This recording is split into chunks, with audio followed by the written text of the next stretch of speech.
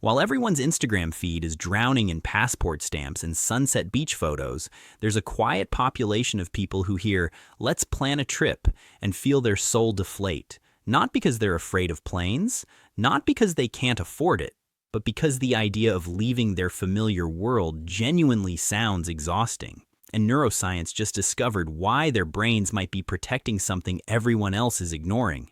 You know that moment when someone shows you their vacation photos and you're supposed to look excited? You smile. You say the right things. But inside, you're thinking about how relieved you are that you don't have to do that. If that's you, stay with me. Because what I'm about to explain will change how you see the travel-obsessed culture we're drowning in. Here's what nobody wants to admit.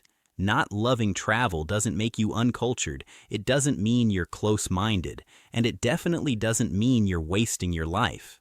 But there is something fascinating happening in your brain that's completely different from the 73% of people who say travel is their top priority. Let's start with why everyone else seems addicted to getting on planes. The human brain has something called a novelty-seeking system. It's driven by dopamine, and it lights up like a Christmas tree when you experience something new. New food, new language, new streets, new everything. For some people, that novelty hit is like mainlining pure joy directly into their reward centers. When novelty seekers book a flight, their brain releases a cocktail of anticipation chemicals. Dopamine surges at the planning stage, adrenaline kicks in during the trip, and afterward, their hippocampus, the brain's memory center, files away these experiences as significant life events. It's a neural reward loop that keeps them constantly searching for the next destination. But here's where it gets interesting. People who prefer staying home have what researchers call a homeostatic preference system. Their brains don't crave novelty to feel satisfied. Instead, they find deep reward in familiarity, routine, and the subtle richness of knowing a place intimately. While everyone else is chasing new experiences, your brain is saying, "Actually, I'm good right here." Think about it like this. Novelty seekers need a new restaurant every week to feel alive. You'd rather go to the same coffee shop where the barista knows your order, where you have your favorite table, where everything feels like it fits. That's not boring. That's your brain operating on a completely different reward schedule. Research shows that approximately 25% of people have lower novelty-seeking scores on personality assessments. Their prefrontal cortex shows heightened activity during familiar, predictable activities. Translation: your brain is literally throwing a party when you're in your known environment, processing details and finding richness that travelers completely miss in their rush to see everything. Here's what makes it even more interesting. Stress hormones. When most people travel, their cortisol levels actually spike. New time zones, unfamiliar food, language barriers, navigation stress, social pressure to enjoy everything. But their excitement response is so strong it masks the stress. They're running on adrenaline and calling it adventure.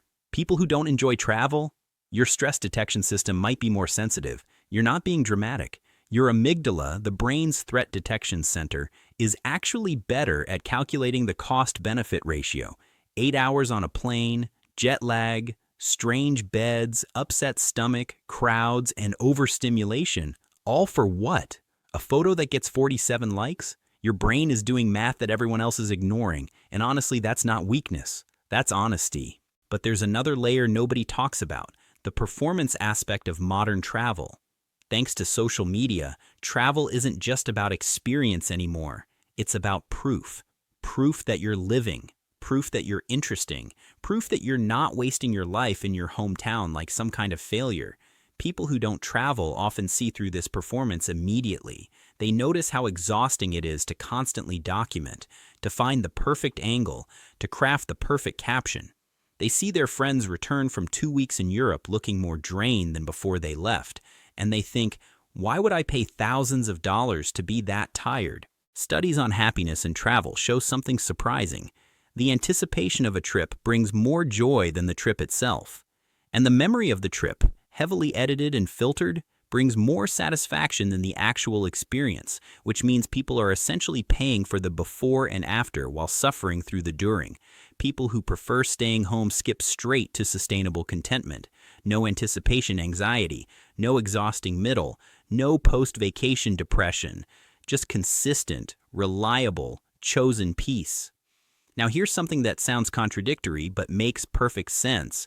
People who don't travel often score higher on depth of experience measures. They're not spreading their attention across 12 countries in 10 days. They're going deep into their local coffee culture, their neighborhood history, their regional seasons. They notice things that travelers speed past. While someone's taking a selfie in front of the Eiffel Tower for 90 seconds before moving to the next landmark, you're watching how light changes in your favorite park across 4 seasons. You're tasting the difference between last year's local honey and this year's harvest. You're building relationships with actual humans instead of collecting superficial interactions with Airbnb hosts. That's not missing out. That's choosing differently. And there's research backing this up. Depth of engagement in fewer experiences creates stronger neural pathways and longer-lasting satisfaction than breadth of shallow experiences. Your brain remembers quality over quantity, but before you completely validate yourself, let's ask an uncomfortable question. Are you choosing to stay home because it genuinely fills you up? Or are you hiding from the vulnerability of new experiences because control feels safer than growth? Because here's the thing, some people avoid travel because trying new things means risking failure, embarrassment, or the discomfort of not knowing. If your reason for staying home involves words like safer, easier, or less scary, that might be worth examining. Not wrong, not broken, just different from genuine preference. Healthy homebodies stay because they're full, not because they're afraid. They've tried new things. They know they can. They're just choosing to invest their energy into deepening what they already have instead of constantly seeking what they don't. So what does all this mean? If you genuinely rather spend a weekend exploring your own city than flying somewhere exotic, you're not broken. Your brain's reward system, your stress response, and your value allocation are all calibrated differently. And that's not just okay. It's valuable.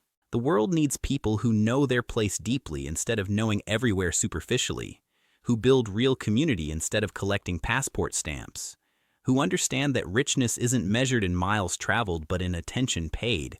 In our age of constant content consumption where everyone's expected to be everywhere documenting everything, the ability to genuinely love where you are might be the most revolutionary thing you can do. But make sure you're choosing presence over performance, not safety over growth. The healthiest relationship with home is one where you stay because you want to, not because leaving feels impossible. The next time someone asks, "Where are you traveling this year?" and you say, "Nowhere, actually," you can tell them about homeostatic preference systems, about depth versus breadth, about how your hippocampus creates richer memories through repetition and familiarity than through novelty and chaos. Or you can just smile and say, "I already love where I am."